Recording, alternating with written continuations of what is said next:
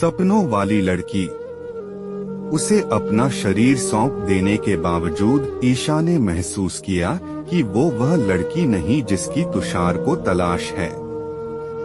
1 वर्ष पहले एक समय था जब ईशा 28 बरस की थी, युवा और खूबसूरत, फैशन डिजाइनिंग की डिग्री के साथ एक मल्टीनेशनल कंपनी में नौकरी करते हुए उसे 5 बरस हो चुके थे। कितना जीवन देख लिया है उसने इन बीते 5 सालों में, कितना घूम चुकी है। खाना दोषों जैसा जीवन, कुछ महीने कहीं, कुछ महीने कहीं, कोई घर नहीं, परिवार नहीं। 3 बरस हुए माता पिता दोनों एक दुर्घटना में गुजर गए। हवाई जहाज, टैक्सी और होटलों की दुनिया। वापस आकर फिर सजे सजाए ऑफिस में ग्लास आवर फिगर के साथ सज-धज कर बैठ जाना। एक उम्र थी जब ईशा के विचार पुरुषों से समानता के थे। उसका अपना छोटा सा फ्लैट था जिसे उसने बड़े जतन से सजाया था। उसका ड्राइंग रूम, बेडरूम, किचन उसी की तरह मॉडर्न थे। सहकर्मियों की आंखों की ईर्ष्या वो साफ पढ़ सकती थी। लेकिन अब ईशा को लगता है कि वो थक रही है। पहले जैसी टिप-टॉप, सजी धजी हमेशा नहीं रह सकती। वो हमेशा तन कर, अकड़ कर नहीं बैठ सकती। इससे पहले कि वो 30 की दहलीज को छुए, एक फ्लैट की जगह वो एक घर का सपना देखने लगी थी। एक छोटा सा घर जिसमें बस 2 ही कमरे हों, उसका पति हो, एकाध बच्चे हों। जब वो अस्त व्यस्त सी हो या उसके बालों में तेल लगा हो तब भी उसका पति उसे प्यार करे। अपने घर की सफाई, सजावट वो अपने हाथ से करे। एक किचन हो उसकी अपनी, वो अपने हाथों से खाना पकाकर अपने पति को परोसे, खिलाए। बच्चों की किलकारी से वो घर महकता रहे, गूंजता रहे। ईशा अब अपने पुरुष सहकर्मियों की फ्लर्टिंग से छूटना चाहती थी। और दूसरी तरफ तुषार एक ऐसा मोस्ट एलिजिबल बैचलर था जिसे उम्र के 38 वर्षों में आज तक कोई लड़की अपनी लाइफ पार्टनर के रूप में पसंद ही नहीं आई, क्योंकि उसकी पसंद कुछ अलग हटकर थी। वो एक लड़की की तस्वीर मन में लिए बचपन से भटक रहा था। आज तक वो तलाश जारी थी। उसके साथ के लड़के विवाहित होकर अपनी अपनी जिंदगी और परिवार में खुश थे, लेकिन तुषार एकाकी ही रह गया था, क्योंकि उसे चाहिए थी अपने सपनों वाली लड़की। वो बचपन से ही किताबों का दीवाना था और ये लड़की उन किताबों से ही निकली थी। ये लड़की कभी अस्त व्यस्त नहीं रहती थी, सजी धजी, टिप-टॉप, खिलखिलाती रहती। दरअसल वो पत्नी के रूप में एक गुड़िया चाहता था। उसके गंभीर व्यक्तित्व को देखते हुए उसकी ये कल्पना काफी बचकानी लगती और वो इस बात को जानता था। इसीलिए उसने अपना ये राज किसी के सामने जाहिर नहीं किया था। तुषार का व्यक्तित्व ऐसा था कि उससे मिलने वाला हर व्यक्ति उससे प्रभावित हो जाता। उसका अपना पारिवारिक बिजनेस काफी बड़ा था जिसे उसके पिता और भाई संभालते थे। लेकिन रईस होने के बाद भी अपना पुश्तैनी व्यवसाय संभालने के बजाय उसने एक दूसरे शहर में जाकर पढ़ाई करी। हिंदी और अंग्रेजी में एमए किया, फिर अंग्रेजी में पीएचडी करने के बाद यूनिवर्सिटी में पढ़ाने लगा।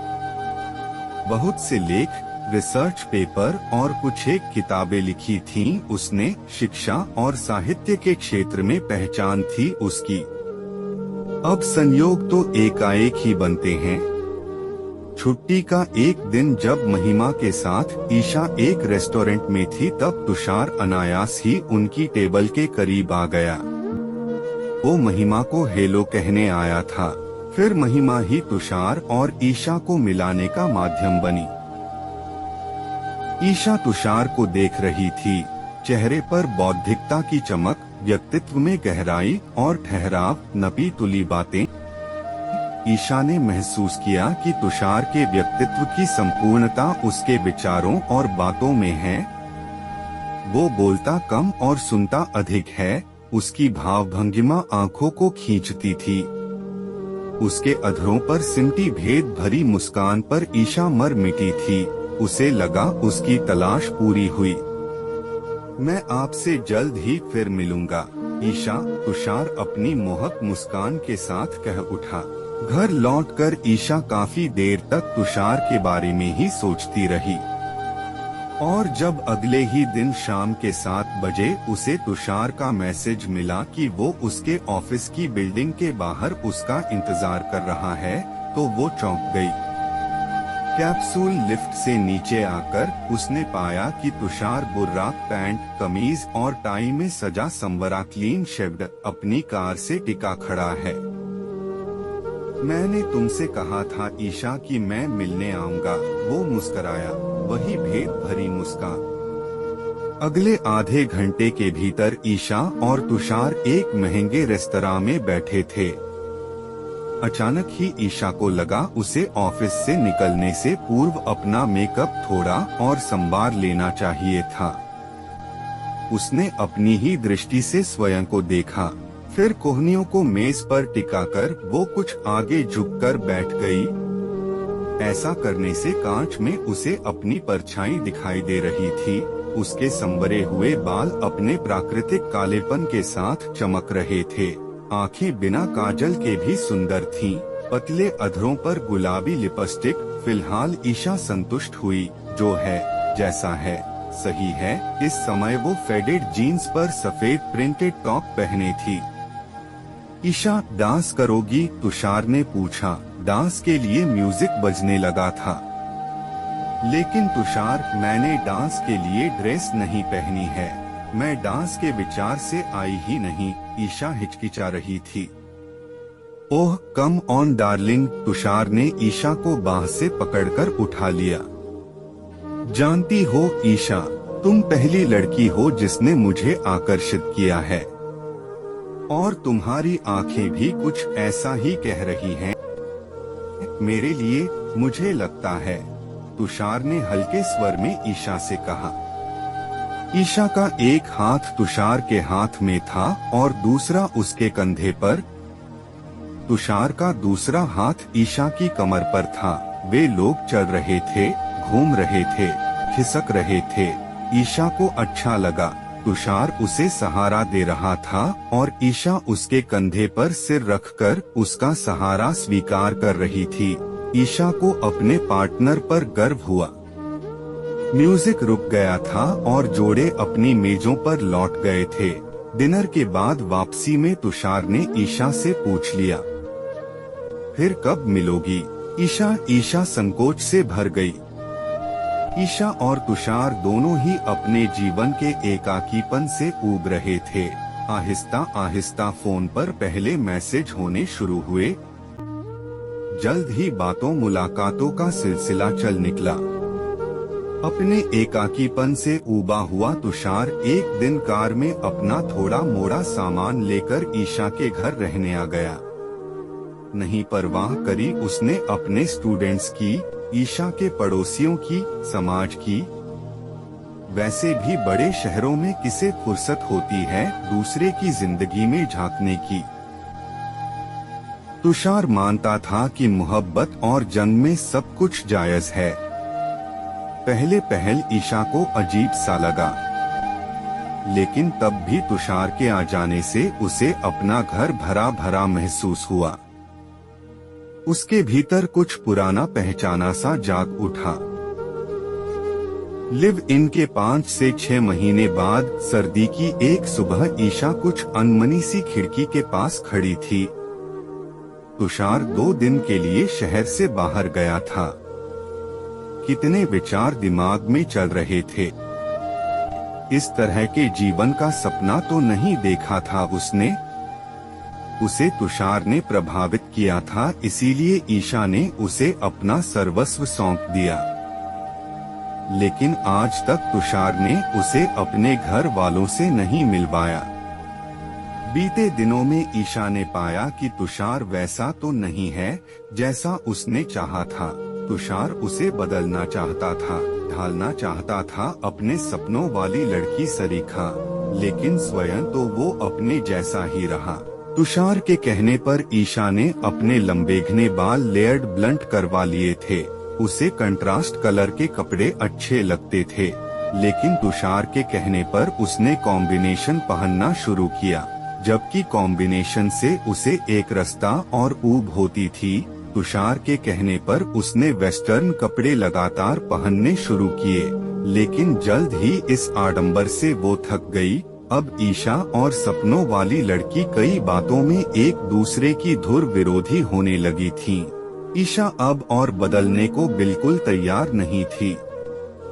बीते चंद महीनों में ईशा ने पाया कि तुषार वैसा तो बिल्कुल भी नहीं है जैसा उसने चाहा था, लेकिन उसका मन कहीं न कहीं बंध चुका था तुषार से। वो एक छोटा सा सादा सा जीवन जीना चाहती थी, तुषार के परिवार से मिलना चाहती थी, उसकी माँ, उसकी भाभीियों के साथ बैठकर घरेलू चर्चाएं करना चाहती थी, पत्नी और कुलवधू बनना चाहती थी। लेकिन आज तक वो प्रेमिका ही बनी रह गई। रेस्तराओं, होटल और पार्टियों का जीवन अब उसे उबा रहा था। फिर अचानक ही उसने एक निर्णय ले लिया। तुषार जब लौटकर आया तो ईशा ने अपना सामान बांध लिया था। मेरे ऑफिस वाले मुझे एक प्रोजेक्ट पर 6 महीने के लिए बेंगलोर भेज रहे हैं, कल ही ऑर्डर मिला है। तुषार चौंक पड़ा। अचानक कैसे? अचानक तो नहीं, कई दिनों से प्रोसीजर चल रहा था, तुमसे जिक्र भी किया था, शायद तुम्हें याद न हो। वैसे तुम इस फ्लैट में जब तक चाहो रह सकते हो, अगर जाना चाहो तो चाबी महिमा को देते जाना। कब जाना है? तुषार का चेहरा उतर गया। बस आज की ही फ्लाइट है। फिर फोन करती रहूंगी, हम लोग टच में रहेंगे। अच्छा बाय बाय। और टैक्सी चल पड़ी। ईशा ने एक बार मुड़कर तुषार को देखना चाहा, जिसे उसने प्यार किया था या नहीं, आज वह स्वयं नहीं जानती। ईशा चाहती थी कि वो तुषार की पत्नी बने, लेकिन अब ये संभव नहीं लगता। इस दिखावटी और धोखे के जीवन से ऊब होने लगी थी उसे। तुषार की उम्र भले ही अधिक थी, लेकिन वो जीवन के यथार्थ को स्वाभाविक रूप से स्वीकारना नहीं चाहता था। वो घर गृहस्थी को भी सपनों के स्तर पर जीने चाह रहा था। ईशा अंतिम बार मुड़ी और तुषार को देखा। उसकी आंखों में पानी जैसा कुछ तैरने लगा था।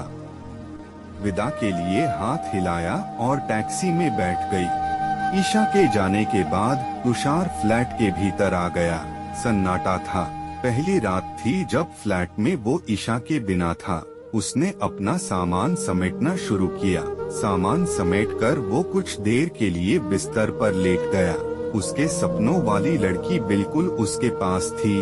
वो उसके बालों से खेल रही थी, टिप टॉप बार्बी डॉल जैसी। तुषार ने उसे बाहों में भरना चाहा, लेकिन वो गायब हो गई।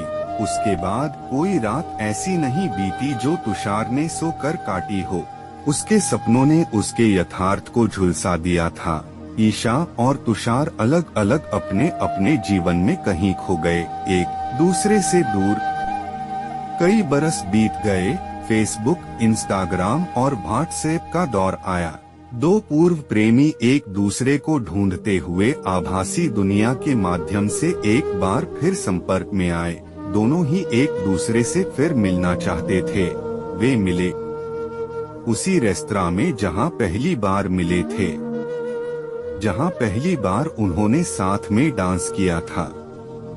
ईशा अब थोड़ी मोटी हो गई थी, बालों में हल्की सफेदी, आंखों पर चश्मा, लेकिन मुस्कान पहले जैसी मुहा। साड़ी पहनी थी उसने।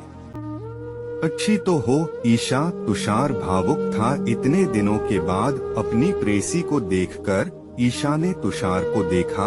उसके के सिर के आधे से अधिक बाल सफेद थे और चेहरे पर झुर्रियों ने पैर पसार लिए थे। ईशा का मन उलझ उलझ कर लौट रहा था बरसों पहले। प्रोफेसरी कैसी चल रही है प्रोफेसर साहब? वो हल्के से हंसी।